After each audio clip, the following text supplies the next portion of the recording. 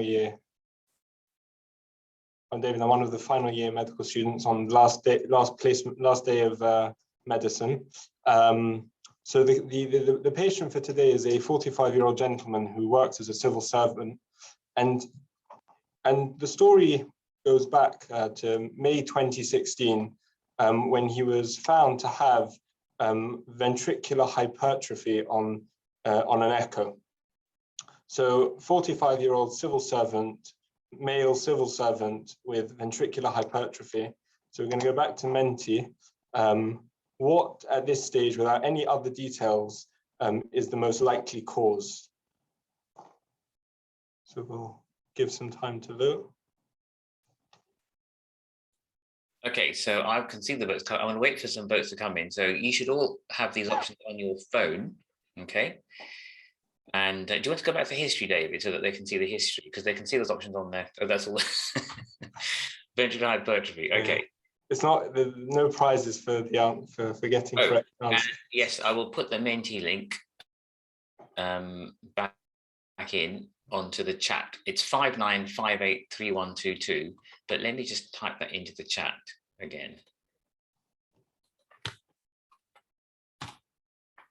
Yeah, so if you put that in, I'll just put it in the chat, 59583122, and then I'll share the screen with the most likely cause in just a second.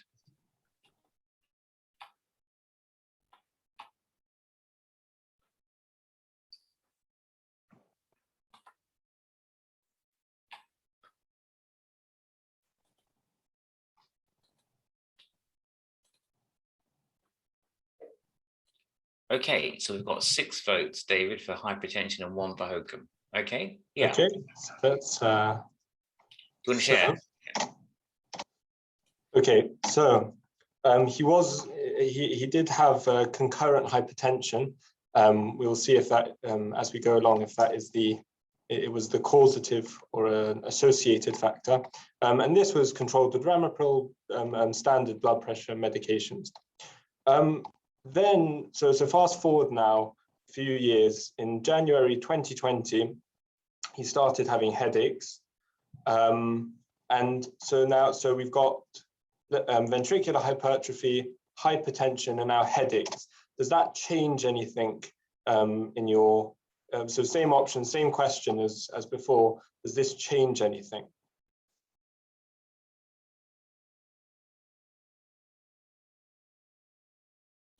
Okay, so vote now, and you've got about 20 seconds.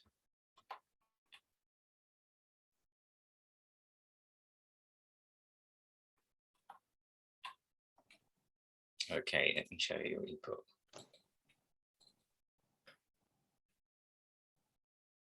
Okay, so hypertension still wins. We've still got 1 vote for hokum, and then 3 now for something else. Okay. Okay, so the GP at the time diagnosed tension, headaches, and gave him some amitriptyline. He was really supposed to take this for 6 months, but actually he took this for, well, till for over a year, for about a year and a half. And then in April 2021, he had some dental work. And in 3 months later, he has this chest X-ray. So the next question is, what is the diagnosis? So this is slightly different. So dental work and this chest X-ray 3 months later. What is the diagnosis? Okay, so this has appeared on your phone. So if you want to vote now.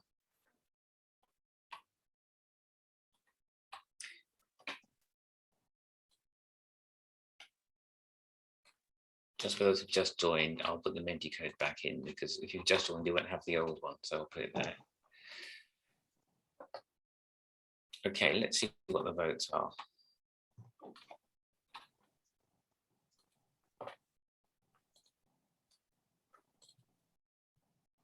Oh, it's 100%. Very good. Oh, someone fitted. We've got one deliberate. Yeah. Sarcoid person. Okay. Very good. So that was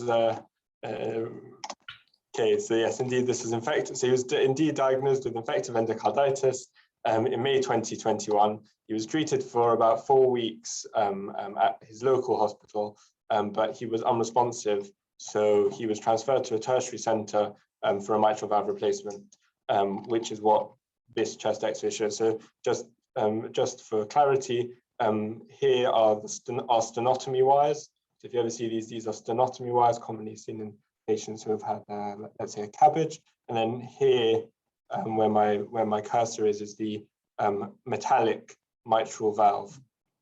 So that is a classic mitral valve replacement on a chest X-ray.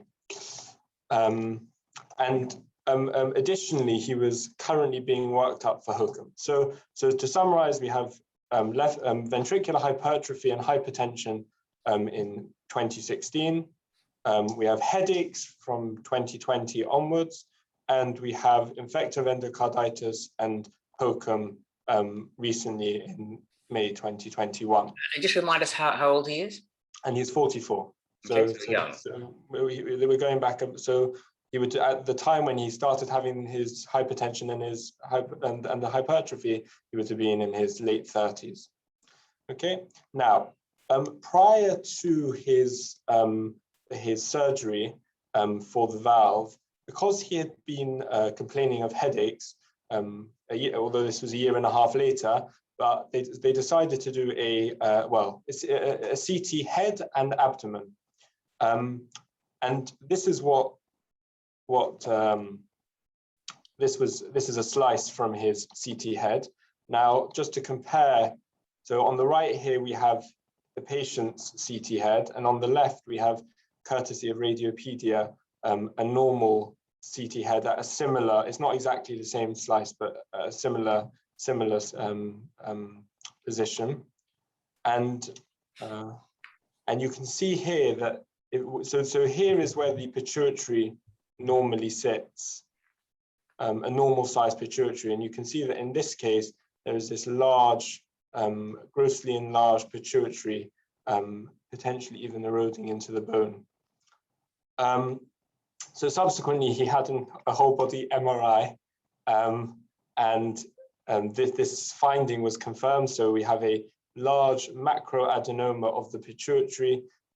These here are the carotids, and then up here is the optic chiasm.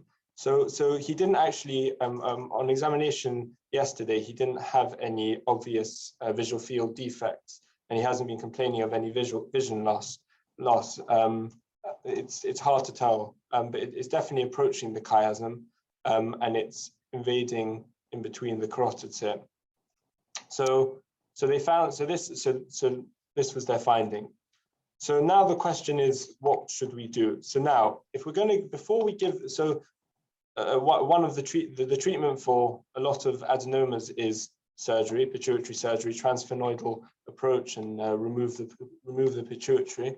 So the question is, prior to surgery, what is the most important test to perform? Which of these 5 options do you need before surgery? Yeah, and that's before pituitary surgery.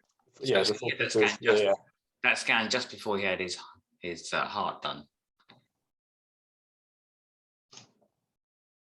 And of course, now he's got a valve in. It's a bit more tricky to do MRs because of the magnet thing. So that's, I think, why they did it before he had his heart operation.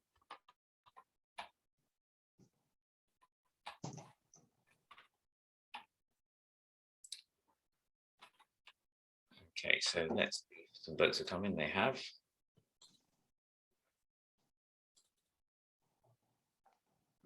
Okay, there's quite a spread there.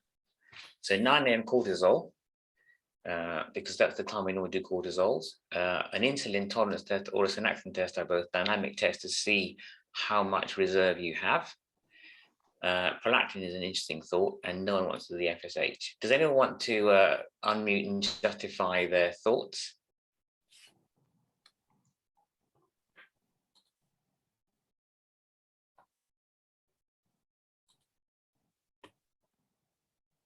We need a non-endocrinologist to vote for the to tell us. Oh, synapton's come up now. It's neck and neck.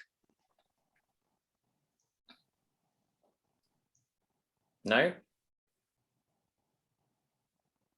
I mean, they're all quite useful, but just bear in mind that if we're going to operate on someone's pituitary gland, then we're going to change their cortisol. So there's no point doing any of the first three before the operation, because it'll change. So it's great to know that you've got a normal axis with insulin or synapton, but then we operate, we're going to make it abnormal potentially. So I'll do it all over again. Maybe it's prolactin. Maybe David will tell us. Yeah, so the answer is prolactin, as has just been explained. And the reason is because it guides management, because the management of a prolactinoma is a drug, so cabergoline. You give a dopamine agonist, which reduces which basically reduces the tumor, which reduces the tumor size. And these patients do not need surgery. Whereas if it's any of the other tumor types, then they're going to need surgery. So if this patient, if the prolactin is raised, then you don't operate, because if you operate, you're unnecessarily taking out the patient's pituitary, and you are exposing them to the surgical risk. Whereas, where you have a single drug which will essentially cure them. Whereas for the other tumor types, these are not amenable to medical treatment, and therefore they do require surgery. So hence, prolactin is the most important marker to have prior to surgery. Because if it's so important, in fact, that if you see a patient like this who's going for surgery and there is no prolactin, you should really cancel the operation and get a prolactin, because they may not need an operation at all. Okay, that's a really key point. Okay, do you want to carry on? Sorry. So yeah, so this is the first learning point of the presentation is that it is vital to differentiate the tumor type because it guides management. So back to our case. So we have our gentleman with ventricular hypertrophy, hypertension, headaches, infective endocarditis, and now what seems to be HOCM, hypertrophic obstructive cardiomyopathy. So he was referred to the pituitary MDT and was discussed on the 17th of August. This was without results from his local hospital. And the feeling based on the MRI was that this was likely either a prolactinoma or a non-functioning adenoma, which as we have just discussed. And if it was, the outcome was that they will rediscuss after receiving the results, because as mentioned, if it is a prolactinoma, he doesn't need to be seen here because the management is medical. Whereas if it's any of the other types, then he would need to be seen here to be worked up for surgery. So he had his pituitary function tests at his local hospital, so he was rediscussed at the MDT on the 24th, and these were his results. So his prolactin was raised at about just over 1,000. His growth hormone was raised at 13, and his IGF-1 was raised. And then his thyroid function was normal, cortisol was normal, and his LH was low. So on the basis of these results, which of these is what is the diagnosis? Don't go back to numbers, because that's on their phones, hopefully. Yeah. Okay, team, do you want to vote? It would maybe be helpful to have some reference ranges in there. So normal prolactin in a man is under about 800, under 600 really. And then growth hormone reference range is 0 to 20. So it pulses. Okay, so most of us are growth hormone 0 most of the time, and it pulses up to about 6 in these units, 2 or 3 times a day.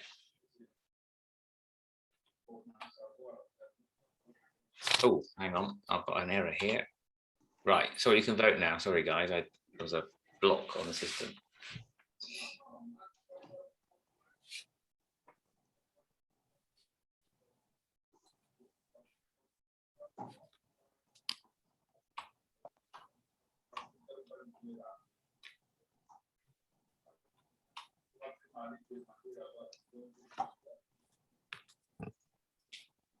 Okay, the books are coming in. Okay.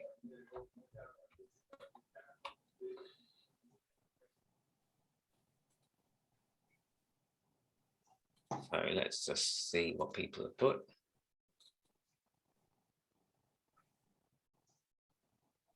So we've got 4 prolactinomas, 6 acromegaly, and 1 non-functioning adenoma. Okay. Okay, so that's very good. So that was what we were hoping we would get. So it is true that the prolactin is high. However, so if it was a prolactinoma, you would first of all you would expect that the prolactin would be much higher, so in the tens of thousands rather than only about 1,000. And actually, what clinches the diagnosis is that the IGF-1 is raised. So growth hormone is pulsed out at various points during the day, and so therefore on its own is not a particularly reliable marker in terms of diagnosing acromegaly. Whereas IGF-1 is which is as I'll show you soon the exact pathway. IGF-1 is influenced by growth hormone, but is a much more stable marker, and therefore, if it is raised, it is acromegaly. As to why the prolactin is moderately mild to moderately raised, that can be explained because if you remember from your physiology, probably early in medical school, that the prolactin producing cells in the pituitary, they are under negative inhibition. They are under inhibition by dopamine. So if you, so dopamine is pulsed from the hypothalamus onto the anterior pituitary, and that inhibits prolactin. If you get a tumor which compresses the stalk, then you reduce your dopamine, the dopamine coming through, and therefore the prolactin rises. So actually, the prolactin rising on its own is actually secondary to the mass effect of the tumor, as opposed to because it is a primary cause. And if it was a primary cause, you would actually expect the prolactin to be much higher. And the IGF-1, which is grossly raised, gives you a definitive diagnosis of acromegaly. And actually, I mean, obviously, we have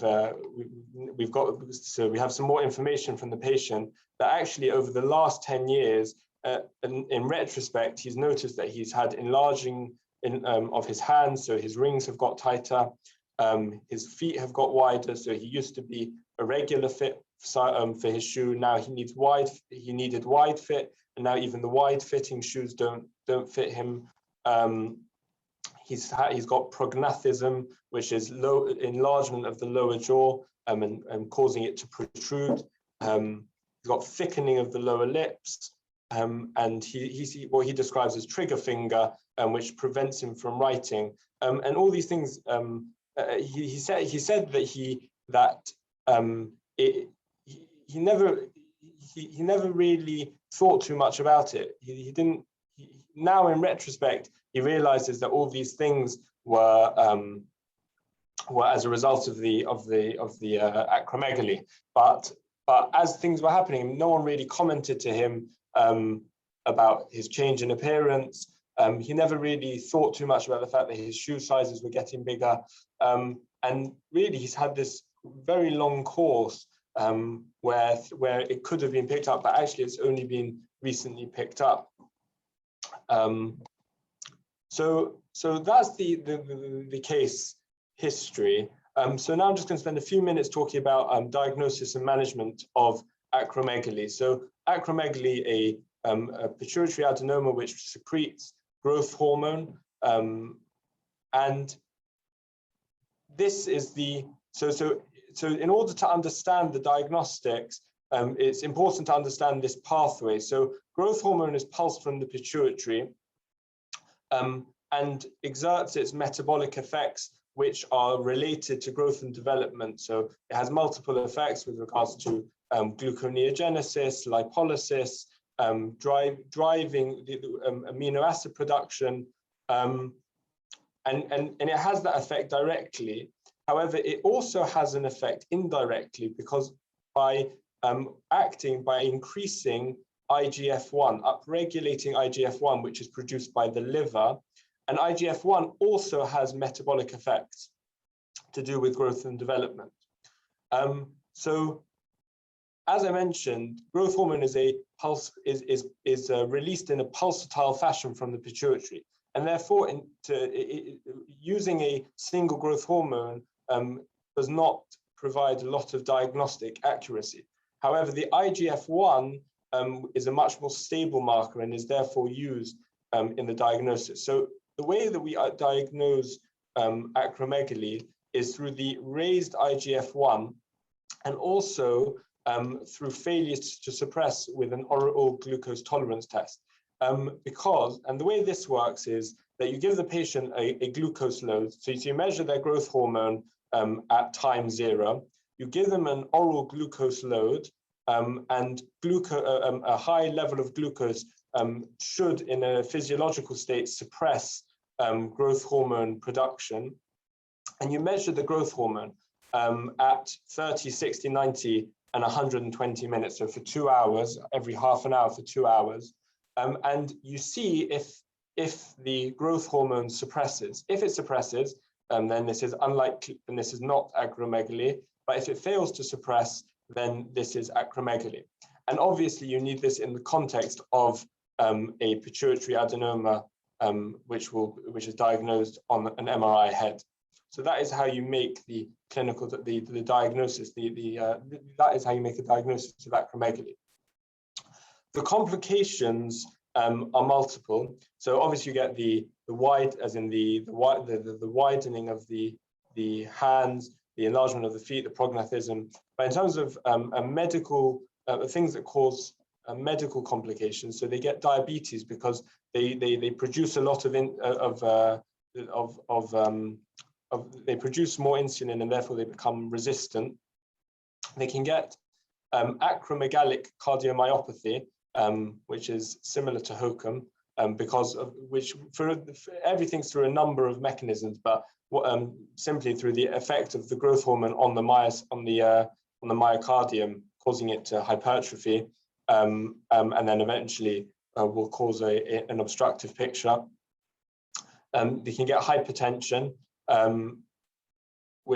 through various mediators. Malignancy, because obviously if you've got a growth hormone, if you're driving cellular proliferation, then you are at an increased risk of malignancy. And then obstructive sleep apnea is secondary to the increased soft tissue in the neck area. And actually, our patients probably has this acromegalic cardiomyopathy. He has hypertension. He's got the widening of the hands and the feet, the prognathism, the macroglossia. He doesn't seem to have any evidence of malignancy or obstructive sleep apnea. And actually, they did an oral glucose tolerance test, and he doesn't have evidence of diabetes. So you give the glucose at time 0. After you measure the blood glucose at time 0, you give them the challenge, and then if after 2 hours their glucose has come down, then they are not diabetic. So he brought his glucose came back down to 5.4 by 2 hours. So he is not diabetic, but you can see that his growth hormone fails to suppress. So the fact that it was 6.83 after 2 hours, it should be undetectable. So it was still raised, confirming the diagnosis of acromegaly. Management of acromegaly. So first line is surgery. So the ideal is to give them surgery. In our patient's case, actually, he is having some neoadjuvant octreotide. So he's getting 3 doses of octreotide. Octreotide is a somatostatin analog. So that somatostatin is the hormone which basically inhibits all other hormones. So the idea is you give him the somatostatin analog, and that inhibits the production of growth hormone, thereby shrinking the tumour enough to make it amenable to more amenable to surgery. And that's really what you aim for. If surgery is not possible, then it is possible to go on octreotide, lifelong octreotide, to keep it under control. However, octreotide does come with side effects, namely GI side effects, so patients will complain of diarrhea. So the ideal really is surgery, but if not, then second line can be done. It can be octreotide, and if necessary, they can have, if in refractory cases, they can have radiotherapy to shrink the tumor. So that is so it's really the lessons that we want to bring out from because this is a patient who has had a long-standing history of physical changes, ventricular hypertrophy, hypertension, headaches, and now he's left with actually the reason he had his dental procedure from which he got the infective endocarditis was because he had had some, what now in retrospect he realizes he had had some widening of the teeth, and now he's been left with a mechanical heart valve and he's going to be on lifelong warfarin.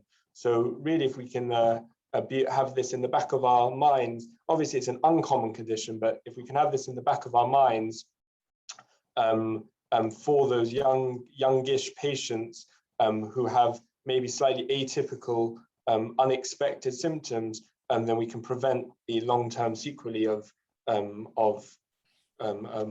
such conditions such as acromegaly. Now we will open. Yeah, thank you, David. That was really clear. Has anyone got any questions or thoughts? A really fascinating case when he came to clinic yesterday and told us all this story. And the only person I think who had talked to him about, who may have thought about it, was a medical student who clerked him while he was an inpatient, having his intravenous antibiotics for his endocarditis, who he says asked him about his shoe size and stuff, but didn't tell him anything. So maybe they thought it wasn't acromegaly or didn't quite make it. But he certainly, if you think of it, says all the right things. No, I think it's he had dental work. He actually had some work on his teeth because they moved. So apart from that, no. So he had, well, he may have had a damaged valve, of course, from the hokum, and the combination of dental work and a damaged valve will give you endocarditis. So he had two of those things. But without dental work, he wouldn't have had endocarditis. And it's remarkable how the real reason they did the scan when they did, the day before his heart, was they said, well, once you've had your heart done, we'll have to get a magnet special MRI scan. So let's do it now, thankfully. And then they went on and did the heart anyway, which you obviously need, because of course, if you have endocarditis, you want to remove the source of the sepsis. Any other thoughts? Or the other thing is, if you have hypertension in the young, yeah, that's a really good point, Alice. So what should happen, okay, if you have hypertension and you're under 40, you just need to screen for the secondary causes. And that is a history. And the secondary causes are cons, they're all endocrine apart from renal. So renal artery stenosis in young people, Cushing's, cons, phagocytomas, acromegaly.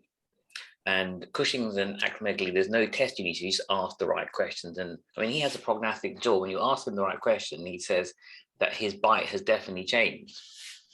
So really it's in the history. And then you want to exclude. So the real learning point actually David wants to make is that if you have young hypertension, you must have one screen before you go on to your thiazides and ramipril and so on, because if you can find a reversible cause, any of the 5 I mentioned, you can treat that rather than put them on lifetime treatment. In older people, the yield is lower.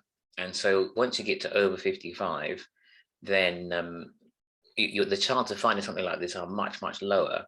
But if there are clues like a low potassium, for example, that would make me think about secondary causes. So young people or funny potassiums would make me screen for secondary causes, and of course the history.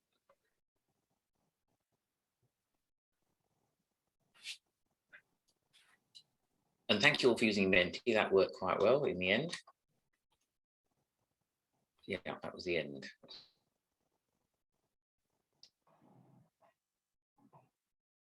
Last question. Good. Thank you all. There's just one more question. One other thing. I'm going to share my screen, okay, and just remind people of what I said. Remember, everyone, I've now got 2,300 odd votes. Not votes, these are signatures for the petition that I've sent out. And it came out yesterday. It was sent out to you all with the wrong link yesterday. The link to the petition was right, but it was about last week's talk. So I'll keep reminding people to please sign the petition, because it's really important. I mentioned it 3 weeks ago, which is the fact that generic drugs in the UK are massively overpriced, and we can make them in the NHS is the key message. Okay, thank you all. See you next week.